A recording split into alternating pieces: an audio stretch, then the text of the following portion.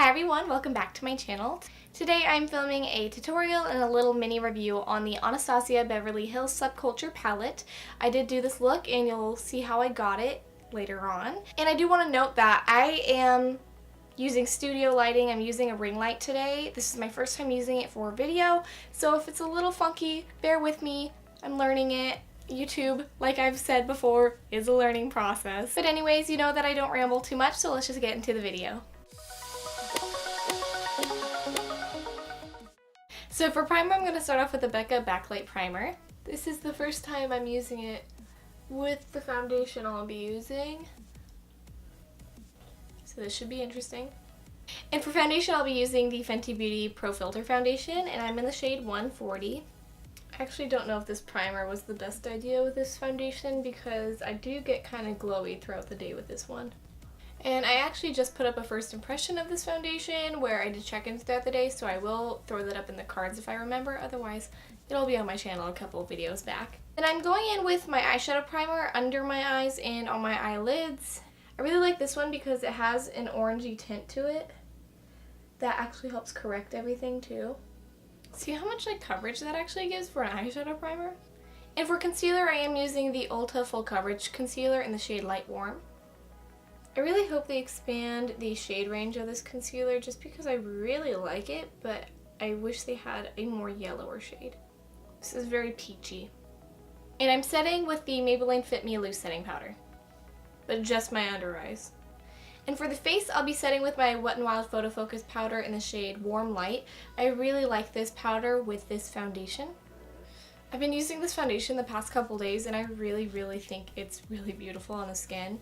It's not full coverage like it claims to be, especially not with a sponge, but I think it does kind of leave a filter with your skin. It really does make you look perfected in an awesome way. This wouldn't be the type of foundation I would gravitate towards when I had more severe acne, but now that my skin's definitely cleared up a lot, I do like it. For bronzer, I'm going to use my Hoola from my Cheekathon palette, and then for blush, I'm going to be using the Coralista, Dallas, and Dandelion. I'm just going to kind of blend these all. But I'm going to do that as well as brows off camera, and then we'll get into the eye look.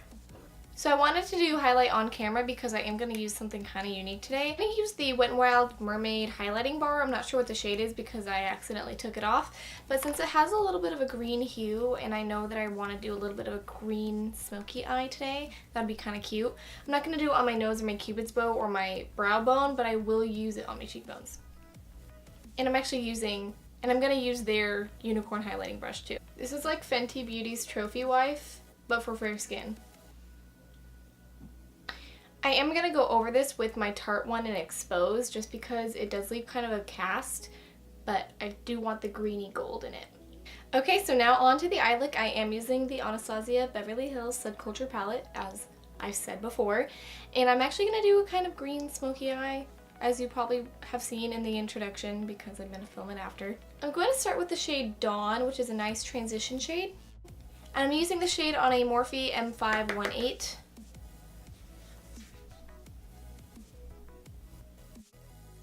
And I just want to say, I very lightly tap into this palette because you do not need to swirl your brush or even tap more than once.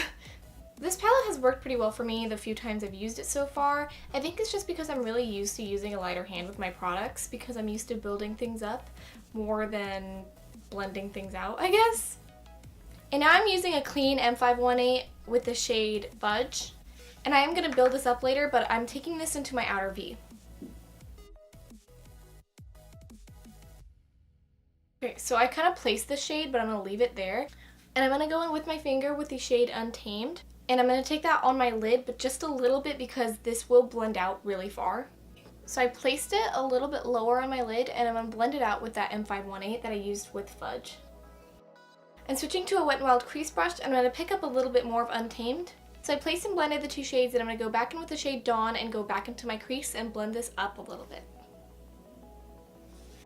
And I really do feel like the trick with this palette is to just build and blend and build and blend. And it does take a little bit longer to work with, but I feel like you really get the payoff when your look is complete. So I'm going to go back in with my crease brush with the shade Fudge and build up the outer corner. I'm going to mix the shade Dawn and Fudge just very lightly, and mainly blend on the outer corners into the crease. And I'm going to take the shade Destiny, which is this more army green shade, and I'm going to blend it on the top of my lid and the bottom of my crease, very, very concentrated. I'm just going to go build up that Untamed shade, the green shade, on my lid just one more time, and then we're going to move into the next step. So for the next part of the look, I'm going to go in with a Coastal Scents Natural Bristled Brush and pick up the shade Electric, and then I'm going to wet it, and I'll show you what I'll do after that. So I'm going to take that on the inner part of my lid as well as my inner corner. The duochromes in this palette are so much better either applied with a finger or a natural hair bristle brush. If you're using a synthetic brush, it's not going to apply as densely and you're not going to get that amount of pigment. As you can see, it looks really stunning when I did this kind of method with it. For the innermost part, my inner corner, I'm going to take the highlight that I used on my face. And I'm actually going to take a little bit of the Wet n Wild one as well. For the bottom lash line, I'm going to take this brush from Morphe in the shade Dawn first. I accidentally just touched my eye right there with green eyeshadow, so I went over with a little bit of foundation and blended it out, but I'm actually going to take the shade Dawn and go up the edge of the upper eyeshadow as well. And then I'm going to take the shade Fudge as well. I'm going to keep it on the outer part of the lower lash line and take it just a little bit towards the top part of the lid.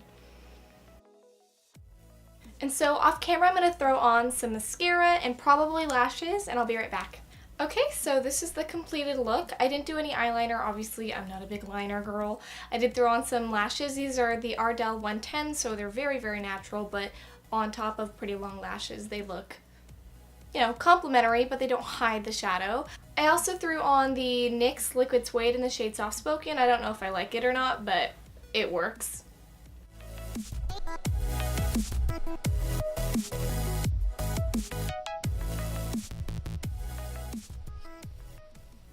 But I want to talk about my final thoughts about the palette. I have used it the past couple of days, and I do really like it. I think it's very pigmented. I don't think it's the easiest to work with, but I think the look that you get out after you put in the work is really beautiful. I'm really happy with the look that I got today. Yesterday I did a look with the shade Cube, so that purpley pinky duochrome, and I did a more neutral look the night before. That's when I did my Fenty beauty review, and I actually took my makeup off and played with it a little bit. I don't think this is completely beginner friendly. I think if you want a good beginner friendly palette, I would go with the Modern Renaissance from Anastasia or one of the Lorac Pro palettes, which I really love, and I think the formula is pretty similar to, except that those are a bit more blendable. I think it's really hard to find colors like this out on the market right now, and I really think that if you want something a little bit more unique, I would go with this. I really feel inspired after I bought this palette, so I really am happy that I bought it, and I'm happy with the looks that I've gotten so far. This yellow shade Edge, I've noticed that when I've swatched it and blended it out with a brush, it turns gray even when the brush is clean. And not the whole swatch, but just the edges of it, so I'm wondering how that's going to turn out on the eye. Really do love the highlight combo and everything. But anyways, guys, thank you so much for watching. If you like me or you like this video, please subscribe, and I'll see you next time. Bye.